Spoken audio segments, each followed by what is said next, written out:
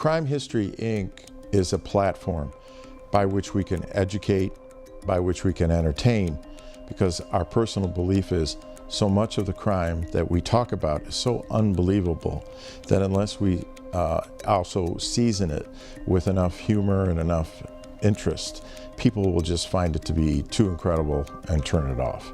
So we've gone to extraordinary lengths in order to collect accurate information, but also present it in an entertaining way.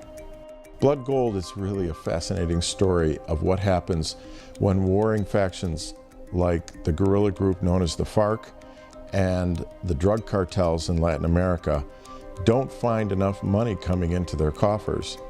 So they try and turn to other forms of illegal activity. And in this case, gold, which is being strip mined in Latin America, is netting those two groups 3 times the amount that they make yearly from the cocaine trade.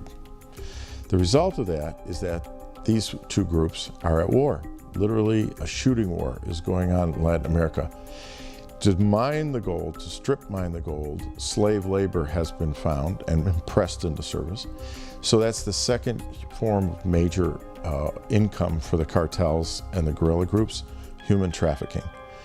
What happens to all that gold? It ends up being imported into the United States by being falsely labeled as if it came from a legitimate source country, when in fact it was obtained by deforesting the Amazon and dumping mercury and cyanide into the rivers in the area where the gold is taken.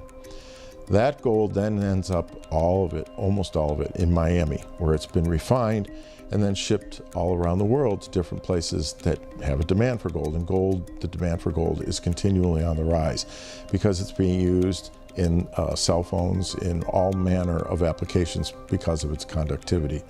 The result is we're talking about a multi-billion dollar industry which has gone completely undercover and ignored for years.